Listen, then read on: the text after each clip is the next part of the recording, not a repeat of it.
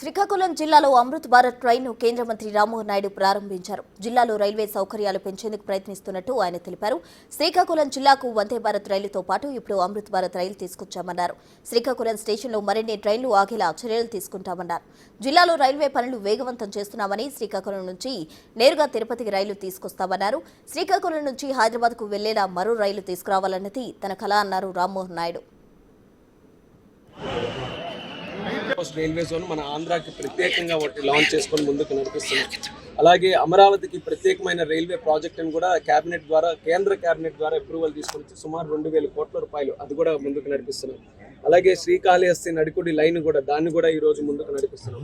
ఇలా ఎప్పటి నుంచో సంవత్సరాల తరబడి వెనకాడినటువంటి ప్రాజెక్ట్స్కి రైల్వేస్లో ప్రాధాన్యత ఇచ్చి మోదీ గారు, అలాగే మన ముఖ్యమంత్రి చంద్రబాబు నాయుడు గారు, పవన్ కళ్యాణ్ గారు వీళ్ళందరి సమక్షంలో రైల్వే ఇన్ఫ్రాస్ట్రక్చర్ మన ఆంధ్రప్రదేశ్ రాష్ట్రంలో కూడా అద్భుతంగా ముందుకు నడవడానికి చర్యలు మేము చేపడుతున్నాం.